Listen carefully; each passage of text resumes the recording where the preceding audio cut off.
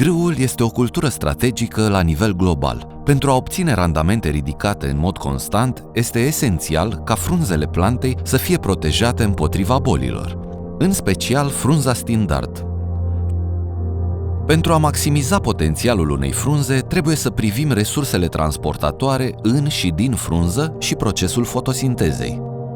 Perturbarea oricărei părți a acestui mecanism va reduce potențialul de randament. Celulele din frunză conțin cloroplaste, subunități celulare specializate care ajută la producerea glucozei, un element esențial pentru creșterea plantei și pentru randament ridicat. Randamentele ridicate se bazează pe 4 factori cheie. Apa și substanțele nutritive care sunt aduse din rădăcina plantei prin xilem. Dioxidul de carbon care intră în epiderma frunzei prin pori mici denumiți stomate. Lumina soarelui care este transformată în energie chimică la nivelul cloroplastelor. Și transportarea zaharozei din frunză prin sistemul floem în zone cu creștere activă, inclusiv în spicul cu boabe aflat în dezvoltare. Acești 4 factori pot fi perturbați în mod semnificativ de bolile cauzate de infecțiile cu fungi, cum ar fi septorioza sau ruginile. O infecție cu septoria începe când sporii transportați prin aer sau prin apa de ploaie aterizează pe frunzele unei plante, deseori de la frunze mai vechi infectate din partea inferioară a plantei. Din spori ies hife care cresc și penetrează planta prin stomate. În fazele timpurii ale infecției nu există simptome vizibile, dar în lăuntrul plantei, hifele bolii absorb în mod pasiv substanțe nutritive și în special zaharuri de la planta gazdă.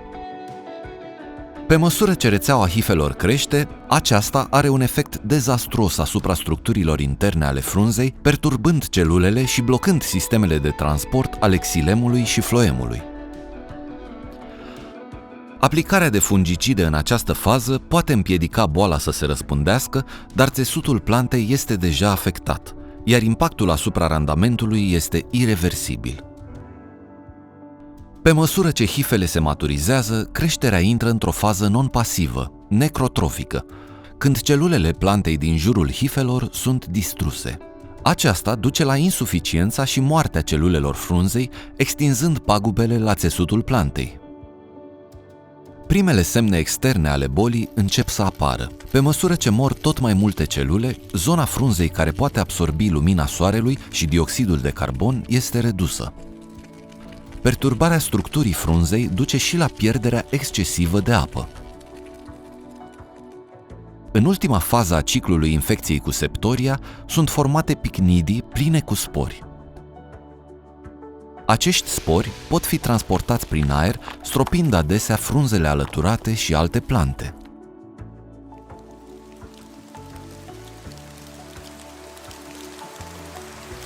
În cazul infecțiilor cu rugini, ciclul este mult mai scurt, cu o afectare mai superficială a frunzei, care duce la o pierdere sporită de apă. Aceasta poate duce și la strângerea frunzelor, reducând și mai mult zona prin care se poate capta lumina soarelui. Protejarea unei culturi de grâu împotriva efectelor devastatoare ale infecțiilor cu septoria și rugini este esențială pentru menținerea unui randament ridicat. Solatenol se distribuie pe frunza plantei sub formă de spray fin. Surfactanți unici încurajează picăturile din spray să se așeze și să se împrăștie pe suprafața frunzei. Acest lucru maximizează atât acoperirea plantei, cât și cantitatea de solatenol ce poate fi absorbită. Produsul este absorbit în frunză și distribuit prin mișcarea translaminară și printr-o mișcare laterală distinctă, mai ales în direcția vârfului frunzei. Spre deosebire de alte substanțe active, această mișcare duce la o distribuire mai uniformă în tot țesutul frunzei. Solatenol este absorbit de hifele aflate în dezvoltare prin contact direct, fie pe măsură ce acestea cresc la suprafața frunzei, fie în timpul creșterii timpurii a acestora în interiorul țesutului frunzei după penetrarea prin stomate. Energia hifelor este produsă în mitocondriile acestora, organite celulare care folosesc glucoza plantei pentru a susține creșterea înăuntrul plantei gazdă. Una dintre etapele intermediare cruciale ale acestui proces complex de producție de energie, care începe cu glucoza, este formarea acidului succinic. Acidul succinic reacționează cu o enzimă denumită complex 2, succinat dehidrogenază, pentru a produce acidul fumaric. Acest acid fumaric este eliberat pentru a continua procesul de creare de energie, făcând complexul 2 liber să accepte mai mult acid succinic într-un ciclu continuu al producției de energie. Acest proces este perturbat în mod eficient de solatenol.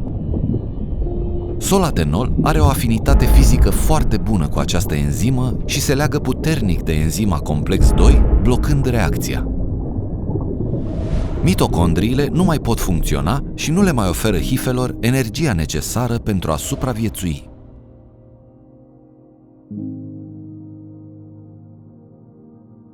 Datorită distribuirii sale pe frunză, dar și în interiorul ei, și datorită activității intrinseci puternice, solatenol are un grad de protecție ridicat, prevenind infecția din fazele inițiale ale dezvoltării bolii pentru a maximiza productivitatea frunzelor.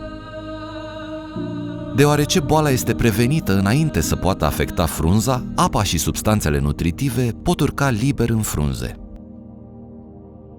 Țesutul frunzei este protejat, menținând potențialul fotosintetic și prevenind pierderea excesivă de apă. Producția de zaharuri necesare pentru creștere și randament este susținută.